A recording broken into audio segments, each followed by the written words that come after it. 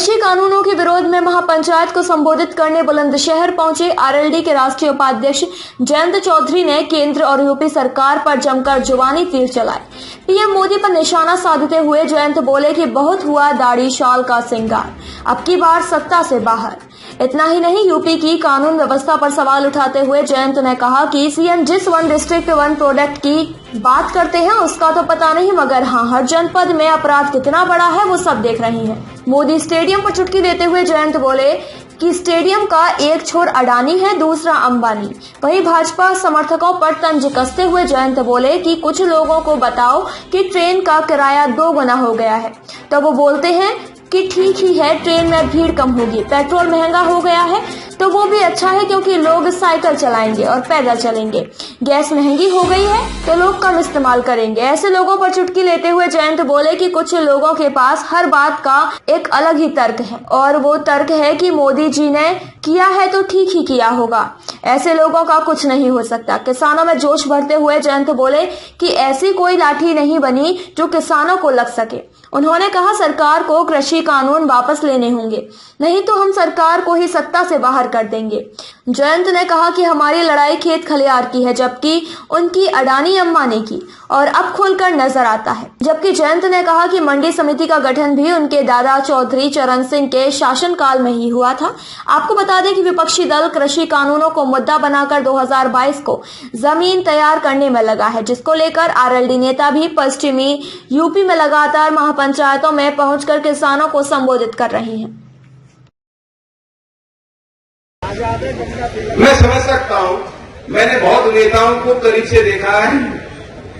बहुत से लोग चौधरी साहब के उस समय उस दौर के प्रोडक्ट हैं, बचपन से मैंने देखा है, उनका आना जाना रहा। कुछ लोग मानते भी हैं कि भाई चौधरी साहब ने उस समय हमें खड़ा किया, जनता ने उस समय हमें पुचकारा, हमें बढ़ाया। चौधरी साहब का वो मानते हैं उस बात।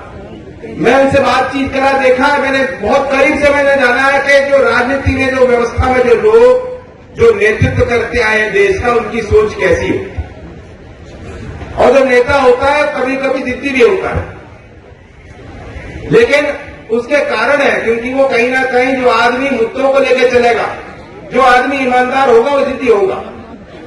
लेकिन जिद किस बात पे? चौधरी चरण सिंह जी भी जिद्दी कह सकते हो।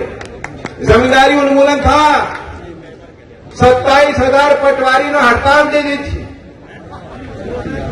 इस्तीफा पेश कर दिया था। वे चौधरी साहब की जिद्दी थी किसानों के लिए कि उन्होंने इस्तीफा ले लिया और नई भर्ती कराई लेखपालों की, वे भी जिद्दी थी।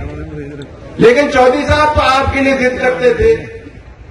आज पूरा देश का किसान त्राही त्राही कर रहा है, मांग कर रहा है, सरकार को कह रहा है ये कानून हमारे लिए नहीं है, हमें फायदा नहीं है इनसे, हम नहीं चाहते, वापस ले लो। लेकिन मनमानी पे है, ये जिद भी इनकी काली है। बंद कराने 10 साल के बाद कह रहे हैं मोदी जी का फैसला नहीं है, दोष नहीं ले सकते, ये तो सुप्रीम कोर्ट ने फैसला लिया। और इस सुप्रीम कोर्ट में एफिडेविट लेना चाहते थे कि 18 महीने तक टाल हो गई, ताकि 18 महीने बाद कहते तो हम मोदी जी का फैसला नहीं है, ये तो कानून सुप्रीम कोर्ट ने बनवाया। 1 करोड़ के जुर्माने वाला कानून भी वह जो वर्ग जो भक्त लोग हैं वो यही कहते थे मोदी जी ने नहीं बनाया था, ये तो कोर्ट ने किया। लेकिन मंदिर जो है, मंदिर किसी कोर्ट के फैसले से नहीं बन रहा, ये भी आप सोचो। तो इतनी मजबूत सरकार है, जब चाहते कोर्ट को पेश कर देते। वैसे इस देश में किसी की जो है साख जनता की नजर में, जनता के अदालत में बस नहीं रही। पत्रकारिता से जुड़े भी कम लोग हैं जो निष्पक्ष है, जो आंदोलन में बता रहे हैं सच्चाई, शुरू से जनता उन्हें देख रही है, उनके प्रति ठीक है जनता। लेकिन बाकी जो है मैं जानता हूं, घर घर में पहले टेलीविजन चलते थे, न्यूज की चर्चा होती थी, अब कोई देख नहीं रहा। ये भी उसके पीछे कारण है क्योंकि लोग समझ गए चारों तरफ एक तंत्र है और हमें घेर के रखा हुआ है। इस वक्त पहले पुराने समय पे आप बात किया करते, जनसभाओं में कितनी भीड़ होना चाहिए, सरकार को क्या संदेश देना चाहती है? देखिए, अच्छे संकेत है।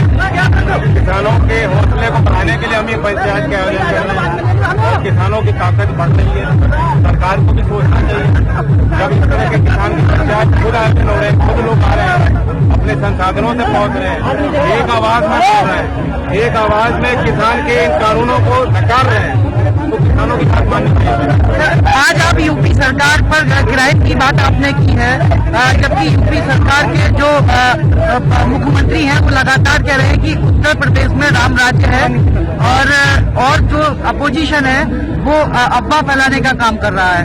देखिए, क्राइम तो बढ़ रहा है। बुलंदशहर में ही एक 10 लाख क्राइम अभी हुआ, आज दोबारा एक ऐसी घटना सामने आई है। तो इसका प्रकार गवर्नमेंट के खुद के जो स्टेटिस्टिक्स हैं वो मंत्रालय जो जारी करता है, उन आंकड़ों ने भी ये बताया है कि लगातार रेप की घटनाएं, मर्डर के सारे क्राइम उत्तर प्रदेश में बढ़ते जा रहे हैं। सर, अभी पंचायत चुनाव भी है अप्रैल में, तो पार्टी उस पंचायत चुनाव को किस चुनाव है, लेकिन पार्टी की समझ में नहीं है। फिर भी हम कोशिश करेंगे जहाँ चयन हो सकता है, जहाँ समर्थन हो सकता है, अच्छे लोगों का समर्थन। मंच पर आपने एक प्रकार के क्राइम की बात कही थी कि किस जिले में किस प्रकार का क्राइम बढ़ रहा है, इस पर रोशनी डालिए जरा। 1 डिस्ट्रिक्ट 1 क्राइम, ये योगी जी के राज में नया कानून व्यवस्था हासिल करने के लिए ये योजना बनाई गई। योगी जी ने लाल टोपी हरी टोपी को लेकर ध्यान दिया था। टोपी क्यों पहना रहे योगी जी, टोपी पहना रहे। चलो इसके बाद भी बुलंदशहर में और महापंचायत होगी, पंचायतें लगातार चलेंगी। 20 तारीख तक मैंने अपने कार्यक्रम जारी किए हैं और इसमें मुख्य बात यह है कि पश्चिमी उत्तर प्रदेश में अलग भी अम्बेडकर नगर में 20 तारीख को प्रयागराज में ये किसान पंचायत का आयोजन है। तो ये दिखाता है कि कोई सीमित मुद्दा नहीं है, सिर्फ एक क्षेत्र तक सीमित नहीं। सर, वेस्ट यूपी में जो महापंचायतें हो रही हैं उसमें सर्व समाज के लोग जो जाट और मुस्लिम की जोड़ी बिछड़ गई थी वो खासतौर में मजबूत हुई है। एक जाति का विषय नहीं है, सब जो किसानी से जुड़े हुए लोग आ रहे हैं, वो हिंदू भी है, मुस्लिम भी है, नहीं कम्युनिटी भी दिख रही है। एक मुजफ्फरनगर दंगे के बाद में जाट और मुस्लिम की जोड़ी बिछड़ गई थी। मुद्दे बदल चुके हैं, लोग इकट्ठा हो रहे हैं, भाईचारा एक बड़ा मुद्दा है। लोग चाहते हैं कि तरक्की तभी होगी, बच्चों को नौकरी तब मिलेगी, किसान का भला तब होगा, उस क्षेत्र का भला तब होगा जब वहाँ शांति से लोग रहेंगे। तो बीजेपी की कोशिश होती है, आप जानते हैं कि खुद योगी जी बार बार 2013 पश्चिम में कहीं आते हैं, मीटिंग करते हैं, तो मुजफ्फरनगर की बात जरूर है। उनके दिमाग में मुजफ्फरनगर का मतलब दंगे थे, पश्चिमी उत्तर प्रदेश का आदमी उनकी नजर में दंगाई है। मेरी नजर में यहाँ का नौजवान काबिल है, नौकरी के लायक है, वो खिलाड़ी है, वो वैज्ञानिक बन सकता है, वो अफसर बन सकता है, वो अच्छी खेती कर सकता है।